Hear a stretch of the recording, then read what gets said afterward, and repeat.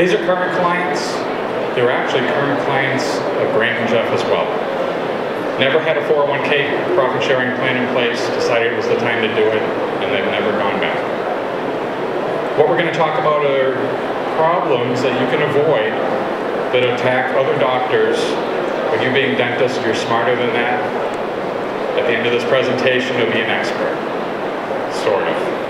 It's hard to learn 27 years of financial planning in 1 hour, but we'll touch on the bullet points.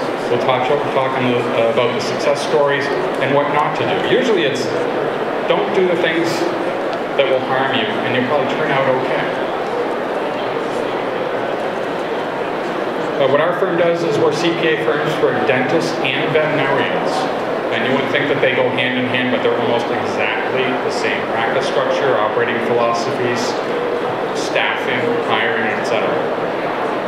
We do practice startup consulting, we do accounting, tax planning, which is a lot more complex and worthwhile than just filling out the tax forms. We recommend retirement plan consultants and third-party administrators. We do portfolio management for clients, investment assets, their own assets, as well as retirement plan assets. We also do practice management consulting. My partner, Alan, is an old veteran, has been working with dentists for almost 41 years. What do you want to do in retirement? Retirement's such a nebulous term.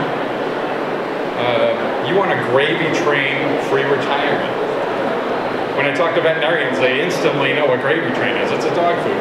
You don't want to be eating dog food in retirement.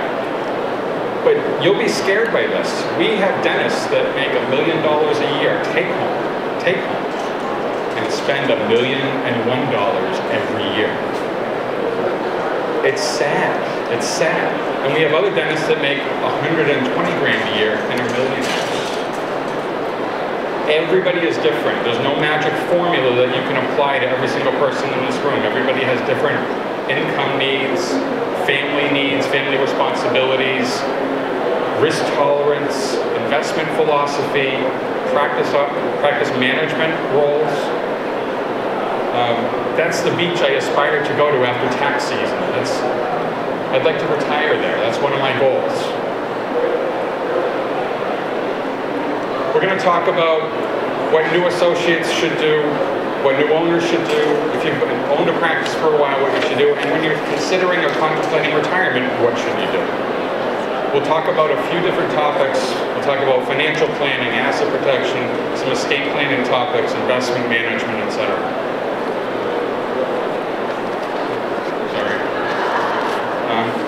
You can look at all these retirement studies that everybody comes out with, those Gallup polls, Fidelity, Putnam, and some of it's scary. And in our financial planning practice, a division of our firm, we talk to taxpayers and spouses, husbands and wives, and with straight faces, they give totally different answers on what their retirement vision as a couple would be.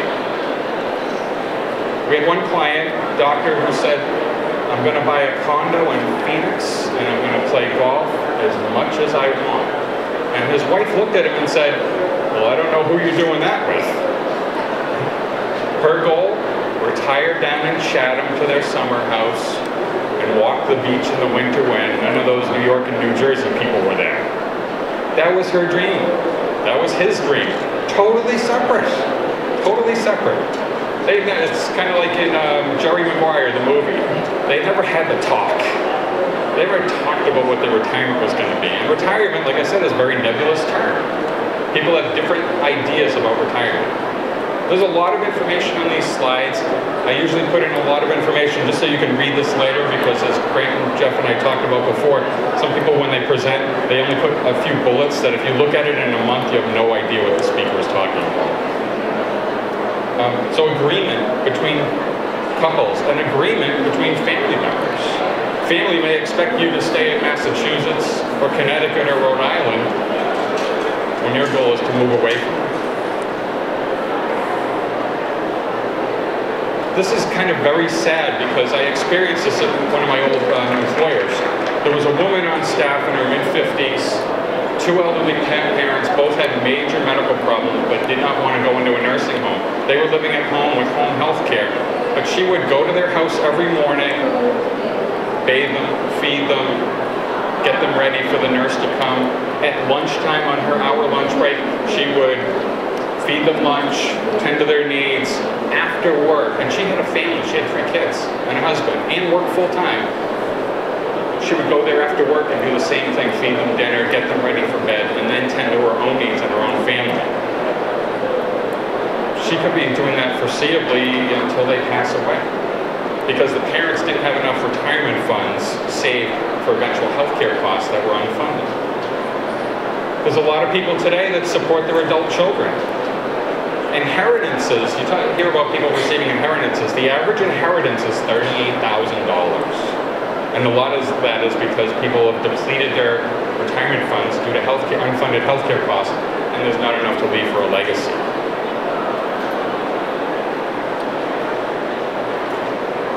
We have a client that, when I merged my practice with my partners, was a longtime dentist.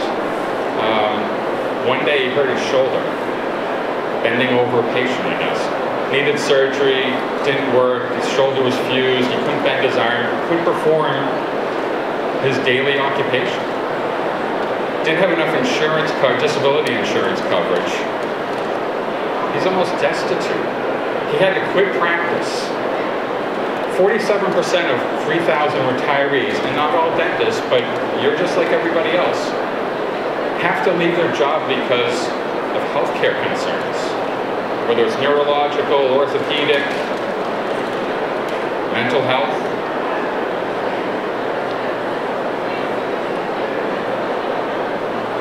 How do you get a better retirement? Since 2006 real estate crisis, 2008, 2009 investment crisis, how do people cope? They reduce their expenses, they change their investment model, they work more, they save more, and some people, a quarter, consult a financial professional for advice. What Mike said is very true. I gave a talk to a couple hundred realtors a couple of years ago, and we were talking about entity formation. And during the middle of my speech, one of the real estate brokers stood up and said, "You don't need an attorney. I've got a site that I'll email all of you, and it will tell you how to set up your own corporation. And it's for like 95 bucks. So why pay thousands to an attorney?" I said, "Stop. I'm going to be selling my house next year. And there's a site called sellmyhouse.com. I think I'm going to use that. I'm going to cut out the broker." Whoa, what are you talking about? So why do you need a real estate broker? I can do it online. And I said, wait, why would I use a real estate broker? They know the area, they know the schools, they know how to price a house to sell, they tell you how to show your house, how to decorate your house, they know comparable sales. Why wouldn't you use them? You'll sell your house. Same with using a lawyer, same with using a pension consultant. We fight with some clients all the time about using a pension consultant. I can do that. I can get it off the internet. Oh, you can get a lot of stuff off the internet. Not necessarily helpful. Why do dentists, MDs, veterinaries, all doctors, why do they fail? They start to save for retirement too late. We have clients in their 50s that are now thinking about retirement. They don't have retirement plans. They've spent all the money they've earned. They could have been putting away something for years. Not a huge amount, but something, so it's still there. Like I said, a bunch live beyond their means. How many vacation houses do you need? You don't need 3. You want to be debt-free? It's admirable, but it may not be the best thing for you. You can listen to as many infomercials in the world to be debt-free. It's nice to have other people's money and still have a pool of liquidity to do other things. Some people may have outgrown their own particular pension plan that started with 10 or 15 years ago when they acquired their practice. Some people fall prey to salespeople. We have a doctor that when I was a paramedic at UMass Medical Center, any insurance salesman that came in to see the new residents, this guy bought a policy. Every single one. He had 20 different variable whole life. He had some annuities. He had some defined benefit, I think a small defined benefit plan for a sole proprietorship practice of reviewing medical charts. He was all over the place. But there was no coordinated strategy. He just bought it to buy it.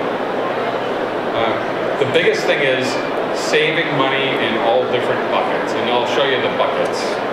What it means is diversifying, not just like diversifying your investments, but diversifying your life savings. Those are the buckets. If one bucket fails, you have other buckets to take its place. Some people like annuity and insurance. You should have some protection.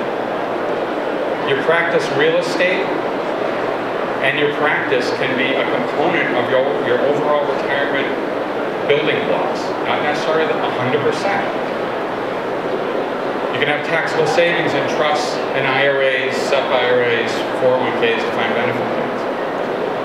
But you need to think about putting money in all of those aspects of your financial life. The rules of thumb, I'll tell you right now, I hate rules of thumb. I use them, but I give a caveat that they're just rules of thumb. They don't particularly apply to each one of you. Life insurance, you need 5 to 9 times your salary.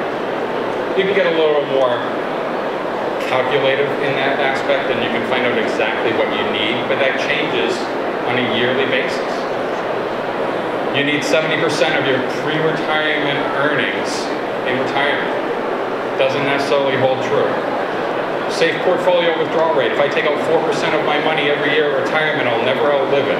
There's different studies that may prove that wrong or right. You don't need long-term care insurance if your net worth is under 3 to 5 million.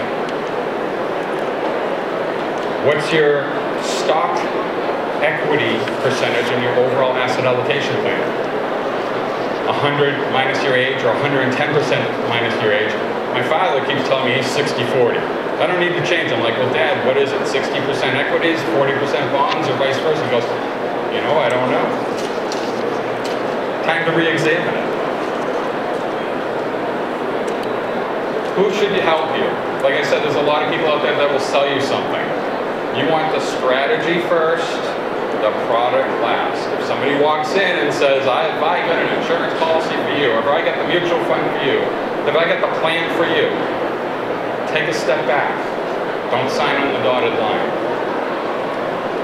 I'm very self-serving. I put CPA and Certified Financial Planner as some of the best credentials down there. There are a lot of others.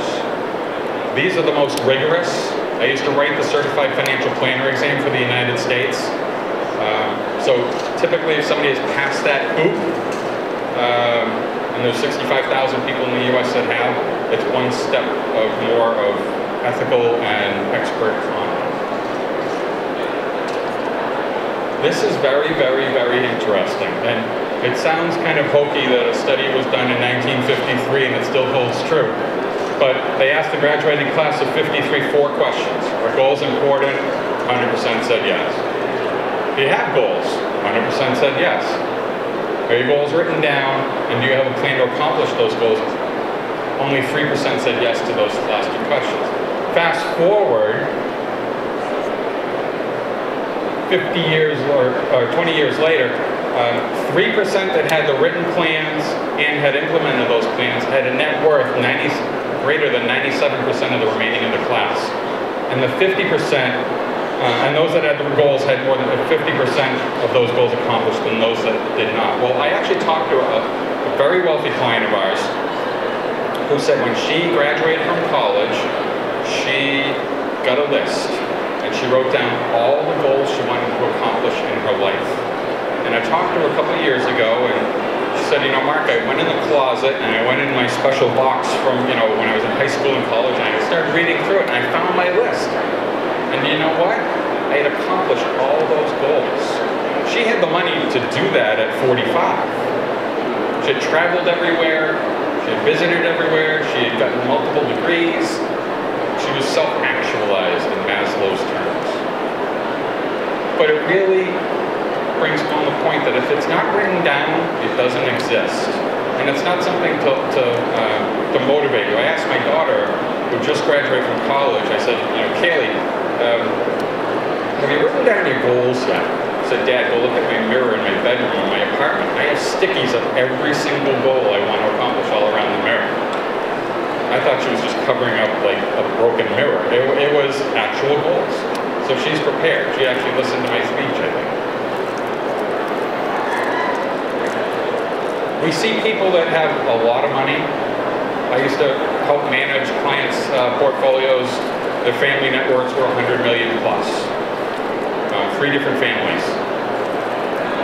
They were the most miserable people in the world. We were actually the go-betweens between some levels of the family. The grandparent would not speak to the grandchild. They would call us, say, tell Rosie, I want her to do this. Tell her a check is waiting at the bank for her. Tell her she can go get this, or she can rent the boat, she can take the boat this weekend up Nantucket. Like, wow, this is weird. Money does strange things to people. And I listened to a talk by the Dalai Lama, who I didn't really pay much credence to what he had said before, but he said one thing. He said, you really shouldn't have too much money because it just makes people crazy. They don't think right. You need enough so that you can do whatever you want, but not too much so that you don't do anything. And that's pretty true. That's how Warren Buffett gave money to his children. Yes, he gave them $1 billion to start each of their own foundations, but they had to actually work at the foundation. So you need to do basic things first, and not purely with the goal of making money, but of being happy. Like I said, you have to live a life full of balance and meaning. And I'm not really touchy-feely, I'm a numbers person, but this kind of strikes a chord with me. So what are you going to do as part of your financial planning process, or you're starting to think about financial planning? You want to talk about when you need to withdraw your funds and estimate those funds in today's dollars. And we look at inflation as well. This is purely a guide. These things change all the time. I mean, you could do your financial plan in a year. It may look totally different. We tell people to do personal financial statements. What do you own and what do you owe? People do it for their business all the time. If you have a QuickBooks program running or another accounting software package, you can print out a balance sheet at any one time, assuming your bookkeeper's been in there and they've reconciled your bank accounts. And you can do a profit and loss and see how much money at the end of the day that you can take home. We also talk to clients, those clients that make $1 million and spend $1 million, we tell them they need a budget. They're like, we make too much money to have a budget. No, you don't. Because obviously you're not following a budget. You need to budget how much you want to save. It's not purely about what you want to spend, it's also about what you want to save.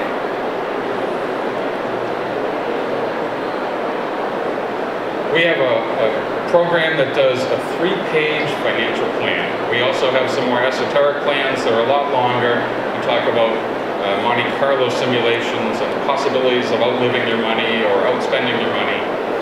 But this is a good, basic funding analysis. What do we own? What do we owe? Are we underfunded? And it's purely on estimated rates of returns and inflation. But it gives you a framework to have a conversation with your financial planner, with your CPA, with your spouse, with yourself. Like I said before, you want things that are the most efficient, and cost-effective to accomplish your goals. So I said before, if somebody's talking about what you should buy first instead of the strategy, run or at least don't sign any. You want to keep reevaluating. You know, in the estate planning world, people have a will done when they're, first married or have kids, and then they never redo it. Same thing with a financial plan. Yeah, I had a financial plan done 10 years ago when I got out of dental school, and it said to do this, and I'd be all set. Well, things change over time. You need to constantly reevaluate things. Tax laws change every 2 years. Stock market does different things every 2 years, it seems. So you need to reevaluate it. And plus, when your family dynamics are changing, children are born, children graduate from college, grandchildren, etc., divorce, all things to be cognizant of. Those change your financial plan. And part of this presentation is income tax planning. And income tax planning it's very specific to the individual. Not everybody here has an S Corp with a certain income threshold, with the same number of employees, practice structure for real estate. Do they rent? Do they lease? Do they own? Not all the same people buying new equipment. You're not buying, everybody here is not buying a cone beam X-ray unit to get the Section 179 deduction. But you need to be cognizant of doing tax planning. We say any idiot can fill out the tax forms. But planning is where you derive the greatest benefit. So you need to do tax planning with your CPA or whoever is doing your taxes before December 31st. When it hits that date, it's pretty much too late. Estate planning, what does estate planning do? We talk to people all the time. We have a mutual fund manager, a famous mutual fund manager for a client, 60 years old, no will. No will at all. My brother was an FBI agent going to Pakistan on a trip and didn't have a will. 2 small kids, didn't have a will. There's lots of dentists we talk to, worth significant amounts of money, no will.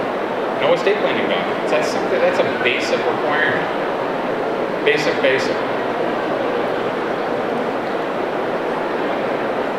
So not having or updating your documents, you need to at least have them reviewed. You don't have to have them totally redone, you need them reviewed. A lot of people choose the wrong executor or trustee. My wife keeps getting after me to change the trustee in our documents because we don't think that they would handle our funds and our children's goals as other people would. Not funding trust. The trust is there, why not fund it to accomplish your goals? That's why you need to have conversations with your estate planning attorney.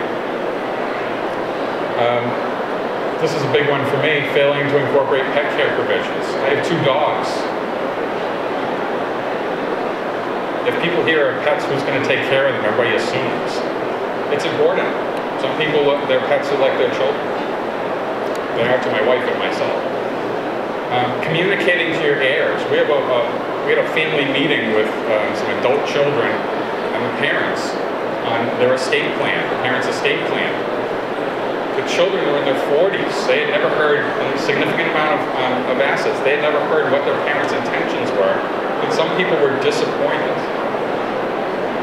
Very disappointed. Like that $38,000 average inheritance, these people thought they were getting millions and they weren't. So if the children's own goals don't match the parents, there can be some family discord.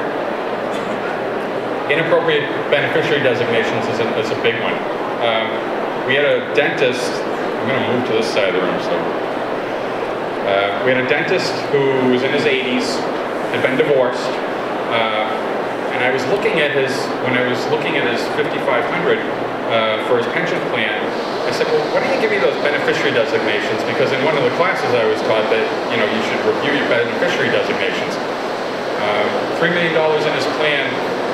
Guess who the beneficiary was? His ex-wife who he divorced 20 years ago. He didn't even know. Never knew. Nobody reviewed it. He didn't look at them. You got to look at beneficiary designations. Some people don't fill them out when they set up a 401k or profit sharing plan or IRA. Risk management. Risk management is a huge tool, and I don't like insurance. I can say that because I'm a CPA. I don't like insurance. But over the years, my pendulum has kind of swung the other way, where I say, you know what, insurance is a good risk transfer mechanism. Somebody else is taking on my risk for a premium. Life insurance, disability insurance, malpractice insurance, buy-sell agreement funding insurance, business owner insurance, and there's all sorts of esoteric policies that you can get. However, I gave a speech to 1,000 veterinarians in Florida a couple years ago. And one guy came up to me and said, you know what, I didn't listen to a word you said. Thank you. But I did listen to 2 words, umbrella policy. I don't have an umbrella policy on my house and I don't have one on my practice real estate. I'm going to go get one. And he actually sent me an email a month later thanking me because he knew how woefully underinsured he was. All things that you need to do as part of your financial plan. Everybody thinks financial planning is investments. That's one component. Asset protection. Mike touched on asset protection, different entities, different types of entities. most of the time people say, I'm going to be an S-Corp, I'm going to be an LLC, and they kind of don't understand the asset protection reasons for doing that. You want to insulate your liabilities so that somebody can't attach you personally. Everybody can go after you for your own professional malpractice or professional errors. But on other instances, they may not be able to get to you. An entity is purely a stumbling block. It's a stumbling block.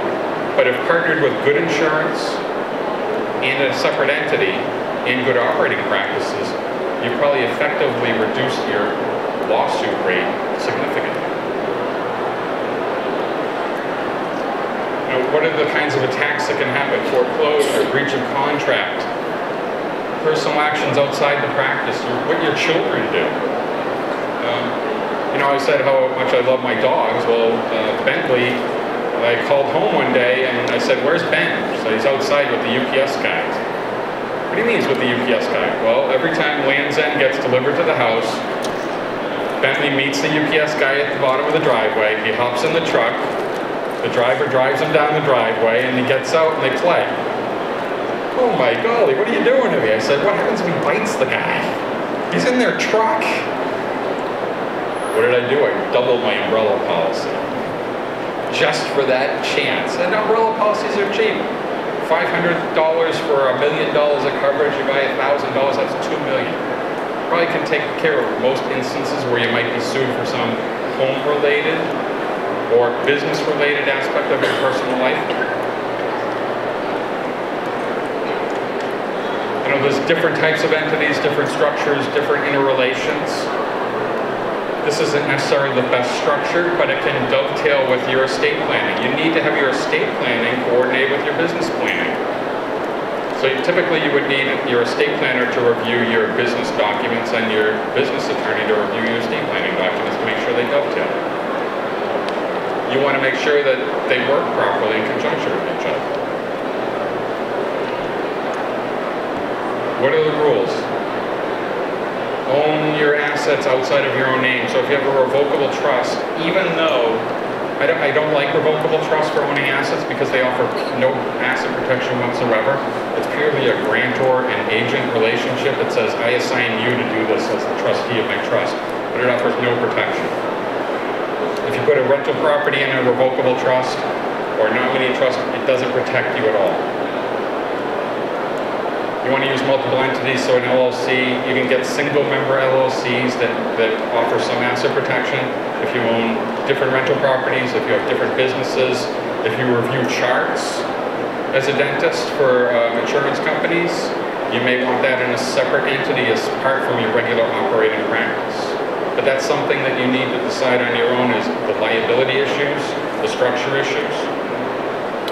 And as I said, asset protection laws change just like tax laws almost every 2 years. So that's something also you have to review regularly. You just can't set it and forget it like Ron Popeil. Investments. Like I said, investments are purely one piece of the pie of your financial planning life. It's a balancing act of rates of return, risk, liquidity, tax consequences. Like I said before, that people want to be debt-free. We had a client pay down $1 million on their mortgage with an inheritance. They actually got $1 million inheritance. They paid down their primary residence, and then they wanted to invest money. They had no money left. It was trapped in their house. They had to go back to the bank and borrow money to invest, when they could have had that cash free and clear and the liquidity and the power to do whatever they wanted. That's not necessarily meaning we love to be overloaded with debt like a freighter company. However, you need to get the right balance, and it's different for everybody. Everybody has their own personal preferences. We have some people that invest in CDs. They have $2 million in CDs, and they worry every single day about the interest rates. And they pit the banks against each other. They'll go from, Cambridge Savings Bank to Bank of America and back and forth, and it's a constant process. What do you need to do? You need your own personal investment philosophy. We usually ask people when they come to us, what have you been doing so far? What have you written down? How do you operate your own personal investments? I buy this, I buy that, I read this in Kiplinger's, I read this in Money. They don't have a philosophy. They kind of winging it. What's your risk appetite? We have a lot of people that say, I don't want to lose money. In the investment environment, unless you're invested in cash, you're probably going to lose money at some point in time. What's your risk appetite? How much can you be willing to lose and not have it not derail your plan? You need to calculate your performance. Some people say, I'm not really happy with the investment performance I have. You may have to assume more risk. Is that appropriate for your own personal investment philosophy? Calculate your asset allocation style, and all of this is done. Hopefully, you can do all of this online. However, you really need somebody to say that this is right for you. You're balancing all of the factors that you need to accomplish your goals. Choose specific investments. That's the last part. Then you monitor your performance, and not daily. We send out weekly emails to our investment clients on what their performance is. So it's kind of like an anti-Bernie Madoff disclosure document that it's a third company that says, here's the performance that they have. And then revisit your steps in your investment planning process at least annually. Semi-annually is better. What are the underlying risks that can derail your plan? Inflation, being overly aggressive or overly conservative, and it's really your family's plan. I mean, if you have dependents or if you have a spouse, it's really not your plan, it's all of your plans. It's all of your financial goals wrapped up into that portfolio. We have some clients we had a dentist come to us a couple days ago that a friend of his for 20 years has been making a great sum of returns from a real estate investment in a faraway state. And said that the investment advisor said, if you give us $500,000, we'll basically guarantee you the same returns. I said, whoa. You're 5 years from retirement. You don't know this investment. It's very illiquid. Once you put the money in, you can't take it out. Is that right for you? This takes a little more self-examination. You don't want to be overly aggressive because you may have disastrous results. We had a client with Bernie Madoff. Family lost $10 million. 10 different individual family members put in $1 million that I think they had inherited and earned, vaporized. They didn't do their due diligence. Healthcare can also derail your plan. People are living longer. Nursing homes cost a lot. Home care costs a lot as well. And a lot of people assume it's going to be funded by Medicare. It isn't.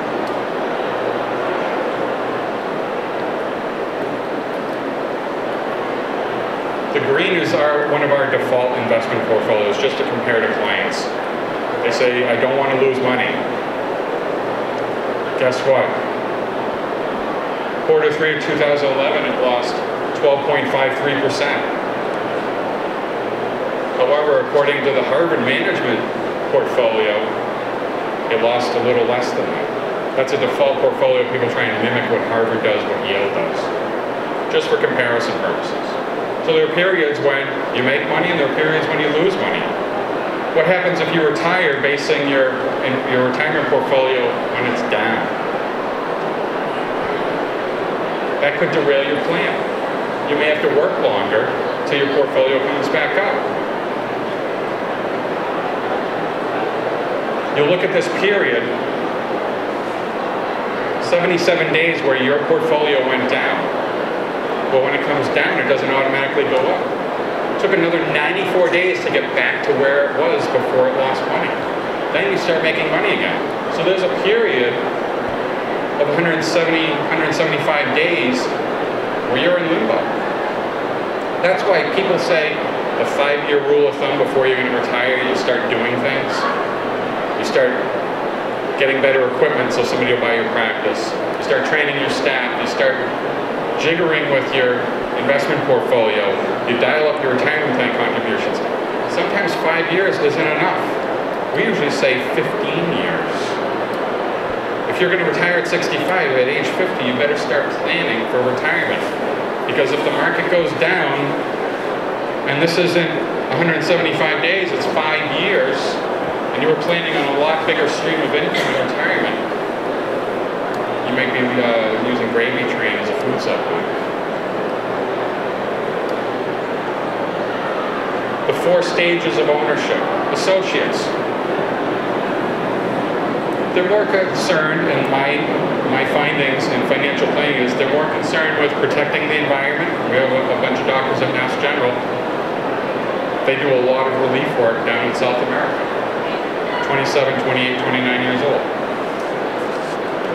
Very concerned about maintaining a healthy lifestyle, which as a resident, they don't really have because they're working 80 to 100 hours a week, even though legally they're not supposed to work that much. And they want to have strong bonds with their family. So if you've just graduated from dental school, you have student and car loans, thinking about marriage or starting a family, now you're out of dental school, the key is to manage your outflows because your income is really fixed. As a new dentist, or any new medical professional, DMD, DVM, MD, your income is kind of fixed for a few years. So you need to manage your debt while starting to save. And we tell people, don't pay down your debt, don't pay down your student loans, save some money so you have some liquidity. You can always pay down your student loans later when you have additional cash. As long as you're making the payments that you're supposed to, who cares? Some people don't like that debt burden on their shoulders. There are recent studies on what average debt is. It goes all across the board. Say you're coming home from dental school with $110,000 in debt. That might be low. We have a doctor that married a PhD level researcher. The week after they were married, she owned up that she owed $250,000 in student loans. Oh boy, I think that must have been a bad couple of weeks at his house. So dentists aren't alone. You probably need to talk to your lenders about maybe consolidating loans and getting the best rates. So you have one loan. You know, we have some doctors that have 5, 6, 7 loans from all different sources. What do you need if you're a new associate? You really don't need full-blown financial planning. You need financial consulting. You need somebody that's an objective advisor that can just tell you, are you doing the right things? And you need to do the building blocks. Watch your spending, record your spending on Quicken or Mint.com, which is automatic. It downloads automatically from your bank accounts, investment statements, credit cards. It gives you kind of a picture of where you are at any one point in time. You need to investigate your employer's 401k plan. You need to start saving in and out of retirement plans. Watch your lifestyle. You don't want to be the $1 million doctor spending $1 million. You might prioritize saving for a house, saving for education for your children, and saving for retirement. We try and tell people, do all 3. Do something in each bucket. You're going to learn skills as a new associate. These are also valuable financial planning skills. Any dollar you can put in your pocket or save in your pocket is going to potentially fund your retirement goals as well as education goals for children, buying a house, etc. The good thing is negotiating employment contracts is a lifelong skill. It's like golf. You learn it once, it carries you throughout your career. What's a sample asset allocation? You can get asset allocation models from everywhere. This is just a sample. Spreading among different investments, 80% stock, 20% bonds. There are good index mutual funds out there. Low cost, you get them from Fidelity, Vanguard, Schwab, a whole bunch of other providers. But it's good to have an investment professional guide you and tell you, are you doing the appropriate thing? New practice owners. Like I said, 15 years out from retirement. So you want to retire at 50. 15 years from then is age 35. That's when you're going to plan your retirement. Starting age 35. As Michael said, you can create your own practice or you can buy into an existing practice. You can buy out the previous owner or you can buy in as a co-shareholder or co-LLC member. That's when it's very serious time in your career because you're going to have a lot of debt. and a lot of responsibility, and the potential to make a lot of income.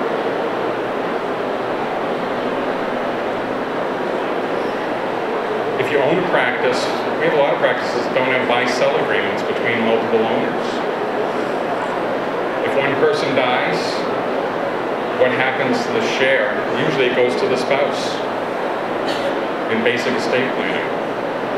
If the spouse isn't a dentist, they can't operate the practice. They can't own that S corp, per se, in Massachusetts. So you need language in a buy-sell agreement about what happens in somebody's untimely death and untimely disability. We had a dentist get a virus in his hand that he sutured with. Couldn't treat it. Went on disability. He was only 50 years old, but he couldn't perform basically the crux of his surgical specialty. He needed to close. Couldn't do it anymore. Significant disability policy covered that. You need to really reevaluate your disability policy. Is it right for you? There's a bunch of companies out there that even offer, if you're disabled, they'll still make your pension contribution for you. If you're disabled and you can't do it.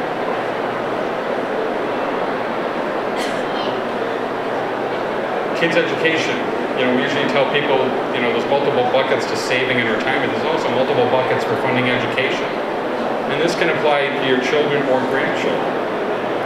There's 529 plans, which everybody kind of knows all the buzzwords. You can save money, take it out as long as it's paid for qualified education expenses, and you don't pay a dime of tax on the earnings or the principal that you distribute to pay those college education expenses. There's kids' trusts. There's IRA plans, but they really don't offer a lot of contribution.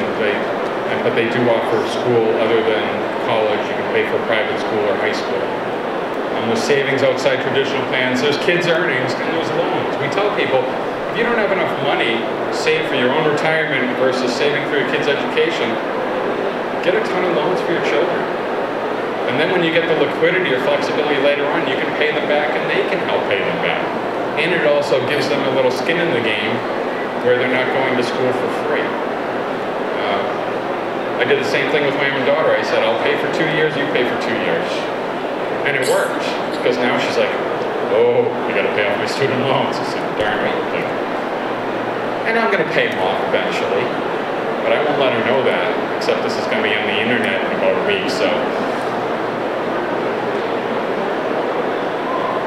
So what's a sample practice owner plan? Now we're dialing down maybe a little risk. And these aren't all appropriate for everybody. Everybody has their own investment philosophy, their own unique financial circumstances. But it's an asset allocation mix that may work for somebody when they're a new practice owner.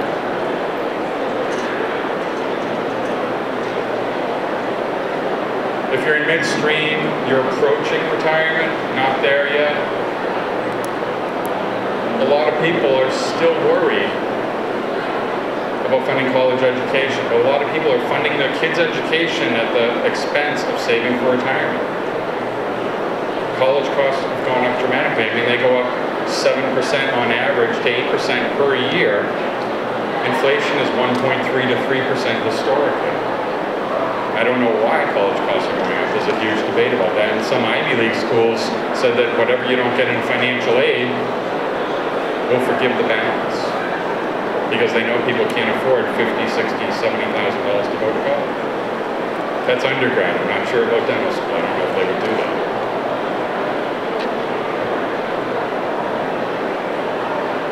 Men are more likely to put money into their kids' college education funds. Women are less likely to derail their own retirement. So various studies. Kids don't have any idea what college costs. I talked to some of my daughter's friends when they were going to college. I'm like, how much does a college education at BU go for? I don't really know. I'll have to get back to you on that. They never did. 67% of kids don't know what college costs. So you really need to educate them. So they're a partner in your financial plan. Another asset allocation. Different allocation though, which may be appropriate for somebody in midlife. Nearing retirement. You have to picture your own retirement. Emily and I said goodbye to my office manager whose last day was yesterday. How old was she? 87 years old.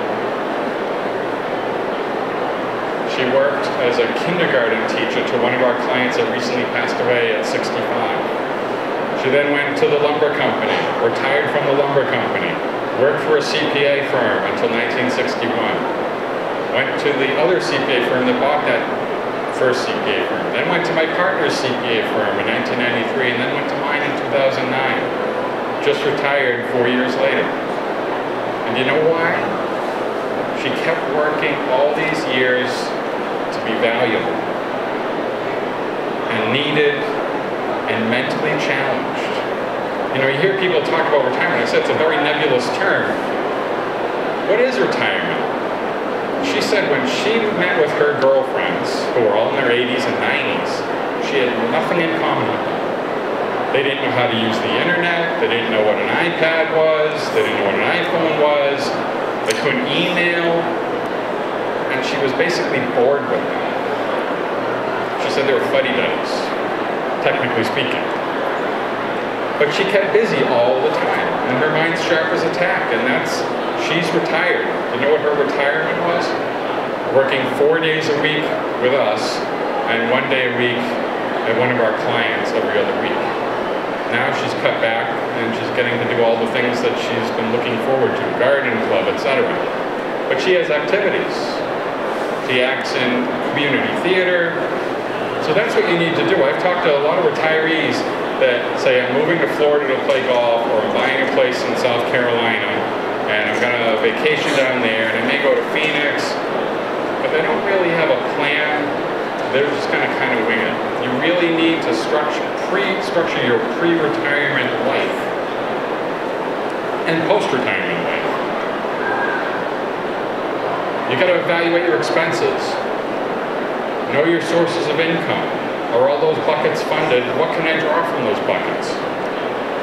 Know your employer plan options.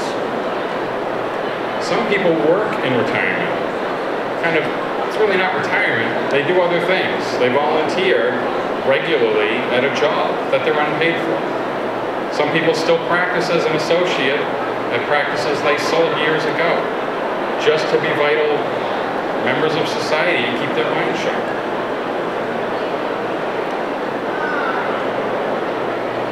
People don't think about healthcare costs. 65-year-old male retiring in 2012 needs 70 grand, female 93,000, to have a 50% probability of covering your unfunded healthcare costs.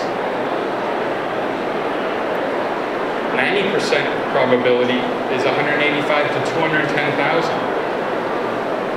We have people that don't have that, and that's just to cover healthcare. That's not to cover your standard of living, travel, gifting, etc.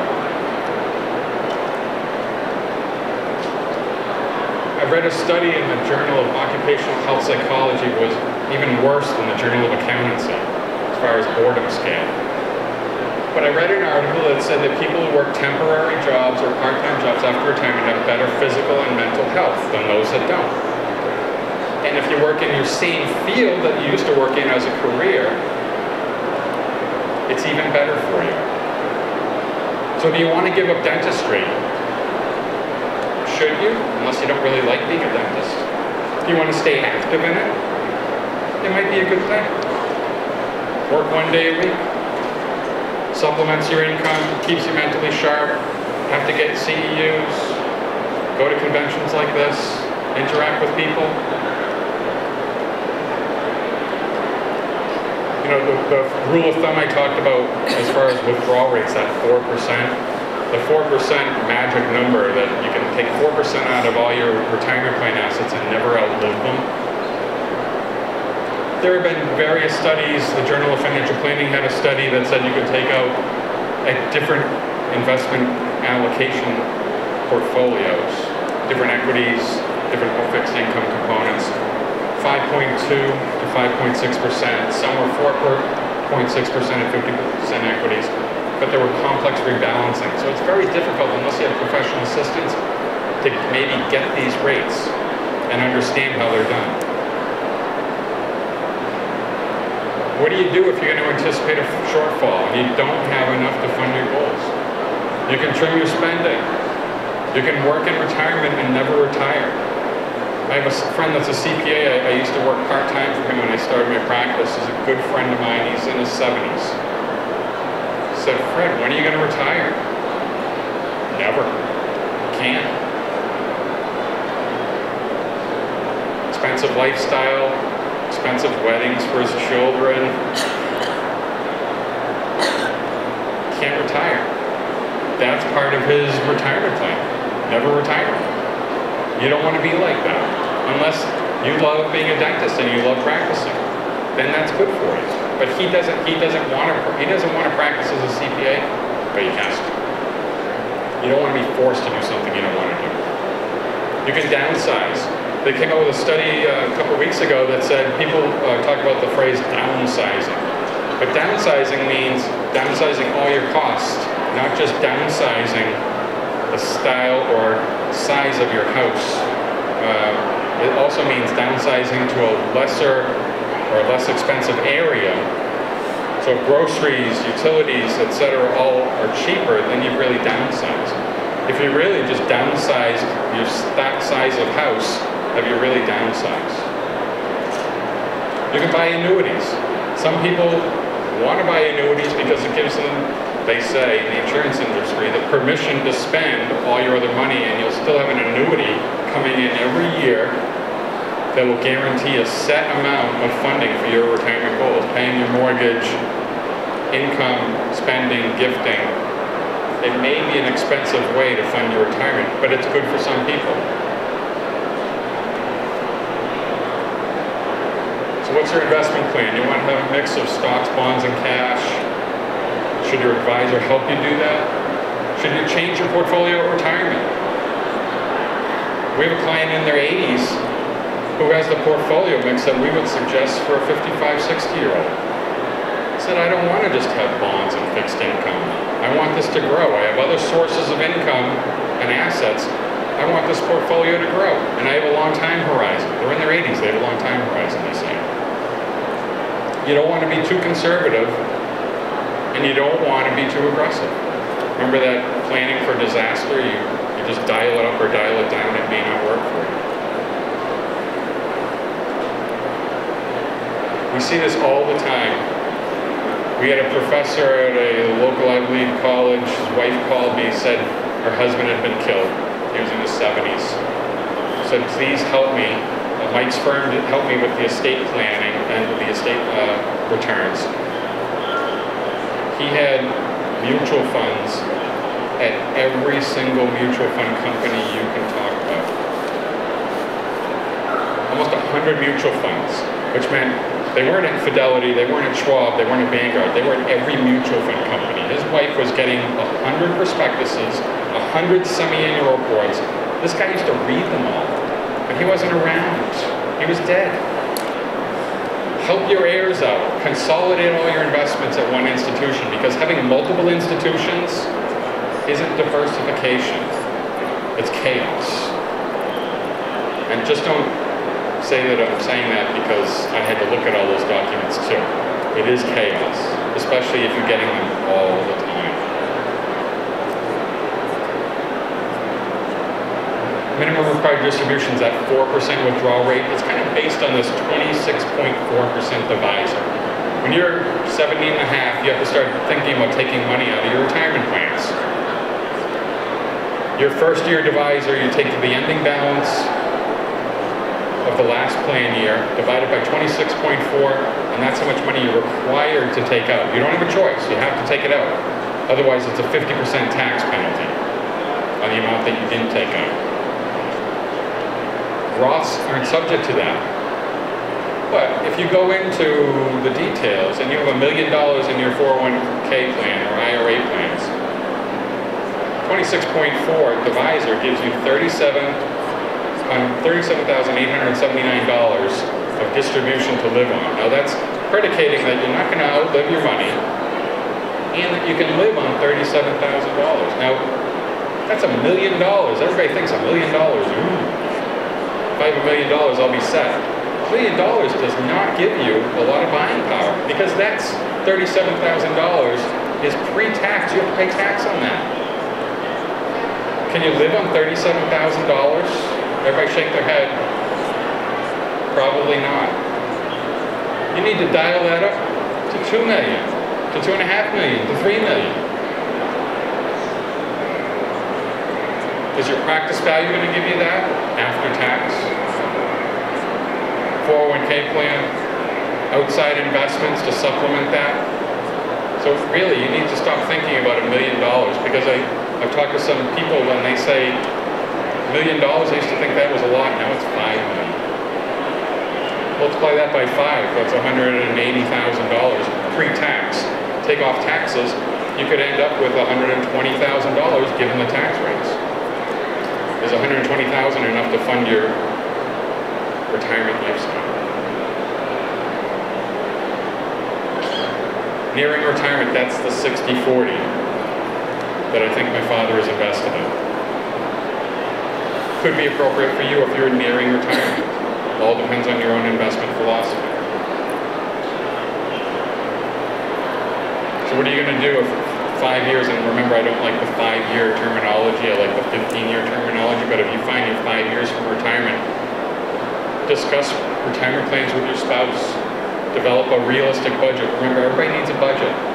You can modify the budget later on, but if you don't have it on paper, like the goals for those Yale grads, it may not exist.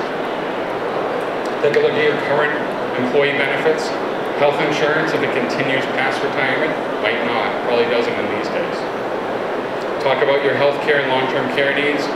We had a client that was 50 years old, applied for long-term care insurance because her parents lived a long time after retirement, but had some major medical issues, so she thought it was a great time to get long-term care insurance. It'd probably be relatively cheap. She got denied. They found out she had lupus. So you're never as healthy as you think.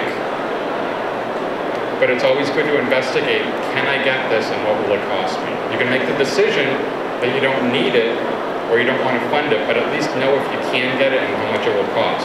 Because you need to have that thinking in the back of your head. That might be another retirement expense, funding your long-term care plan.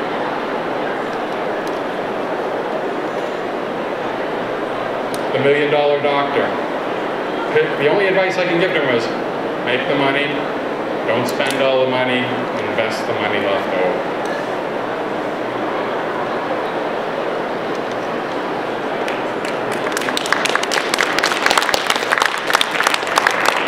Questions that won't put me on the spot?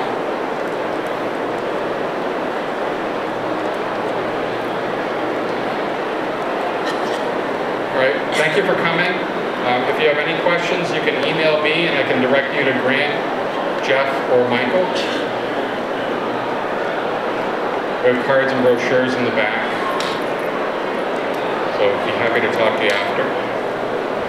And we'll be around at the show all weekend. We're in booth 919. So if you want to use us as a point of contact to get to anybody else, that'd be great.